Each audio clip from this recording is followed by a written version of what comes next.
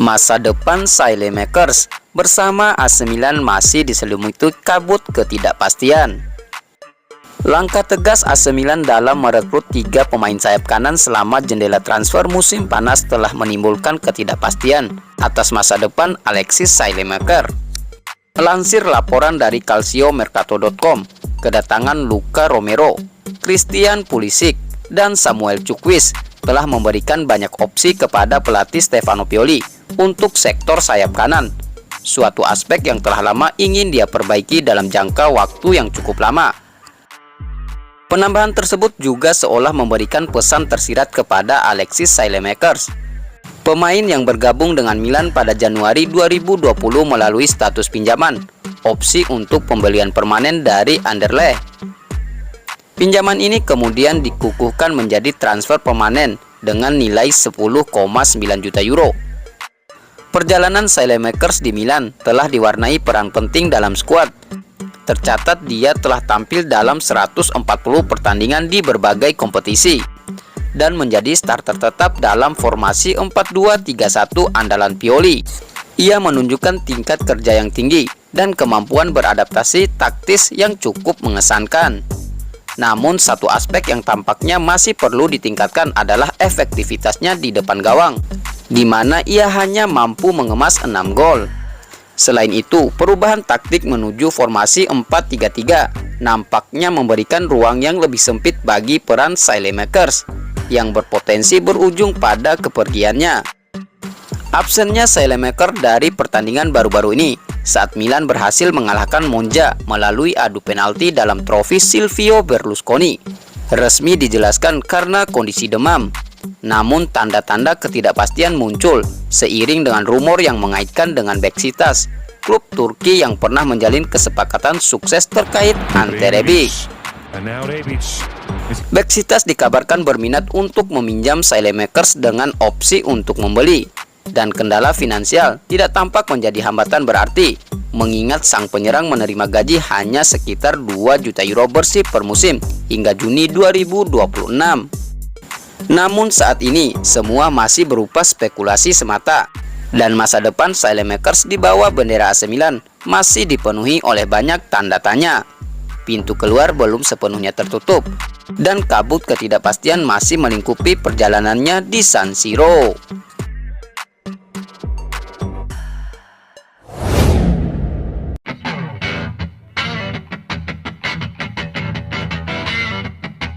AC Milan bisa dapatkan keuntungan finansial jika Manchester City jadi beli Lucas Paqueta.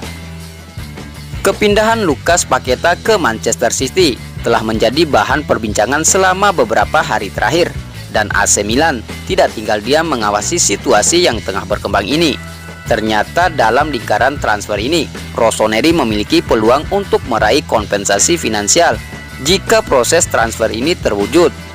Dalam ingatan kita, Paqueta pernah menjadi bagian dari kesepakatan yang membawanya ke Milan dengan nilai transfer sekitar 38 juta euro pada Januari 2020. Namun perjalanan Paqueta di San Siro tidak sesuai dengan harapan.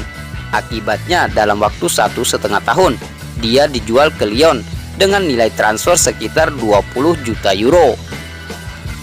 Kini sebuah laporan dari Calcio e Finanza telah membongkar potensi kompensasi tambahan yang bisa diperoleh oleh AC Milan dalam proses transfer Paqueta ke Manchester City ini. Rossoneri mungkin akan memetik manfaat dari pembelian solidaritas, mekanisme yang melindungi akademi klub dengan memberikan sebagian dari biaya transfer pemain yang pernah dikembangkan oleh klub tersebut dalam rentang usia 12 hingga 23 tahun. Dalam kasus Milan, klub ini berhak mendapatkan 1% dari total biaya transfer jika pemain tersebut berpindah ke klub lain.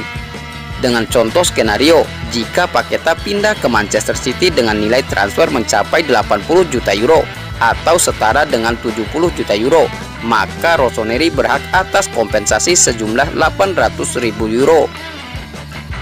Menariknya, biaya ini tidak akan ditanggung oleh Manchester City, melainkan oleh klub penjual sebelumnya, yaitu West Ham dalam hal ini.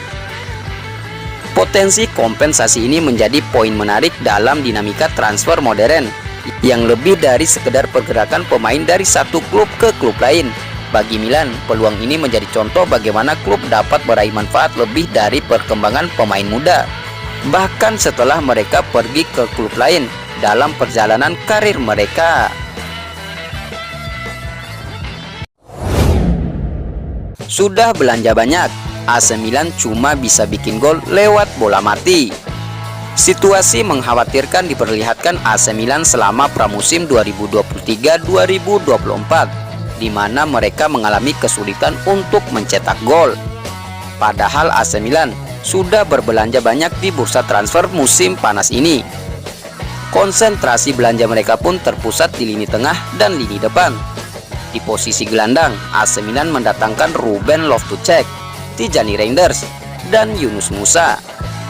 Sementara itu untuk posisi penyerang ada Luka Romero, Christian Pulisic, Noah Okafor, dan Samuel Chukwueze. Wajar kalau skema belanja itu kemudian diasumsikan dilakukan untuk membuat tim lebih menyerang dan mencetak gol dengan lebih mudah.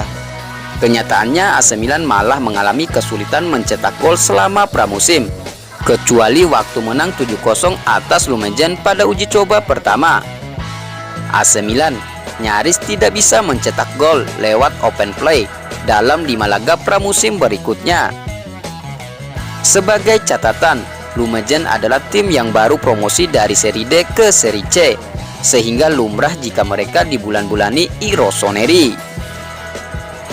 Begitu level lawan di pramusim meningkat, AC Milan pun tampak kepayahan. Tim asuhan Stefano Pioli sepertinya hanya bisa mencetak gol lewat situasi bola mati. Satu-satunya gol open play yang mereka cetak adalah atas nama Luka Romero dalam laga melawan Real Madrid 23 Juli 2023. AC Milan kalah 2-3 dalam pertandingan itu, dengan satu gol lagi dibukukan oleh Fikayo Tomori yang sundulannya menyelesaikan sepak pojok Pulisic. Waktu bermain 2-2 melawan Juventus dan akhirnya kalah 3-4 lewat adu penalti pada 27 Juli 2023. Dua gol AC Milan yang dicetak Malik Thiaw dan Oliver Giroud lahir dari situasi sepak pojok. Tim Merah Hitam kemudian tidak mencetak gol saat dikalahkan Barcelona 0-1 1 Agustus 2023. Berikutnya, di Trofeo Berlusconi melawan Monza 8 Agustus 2023, AC Milan hanya menang 6-5 lewat adu penalti setelah bermain imbang 1-1 selama 90 menit. Gol AC Milan dicetak Christian Pulisic yang prosesnya lagi-lagi diawali situasi bola mati. Pulisic menyambar bola muntah eksekusi penaltinya yang bisa dibendung oleh penjaga gawang Monza. Yang terbaru pada Rabu 9 Agustus 2023, AC Milan tidak mampu mencetak gol saat melawan Trento. Seperti Lumejen, Trento adalah klub yang akan bermain di seri C pada musim 2023-2024. AC Milan kalah 0-1 dalam uji coba tersebut. Ketika melawan Trento, Setan Merah memang tidak menurunkan pemain-pemain utama seperti Rafael Leao, Oliver Giroud, Pulisic, atau Reinders. Tetapi tidak ada alibi karena masih ada Romero, Chukwueze, dan Musa sebagai pemain baru yang bermain sebagai starter. Klub seri C seperti Trento seharusnya bisa diatasi oleh pemain-pemain baru AC Milan ini.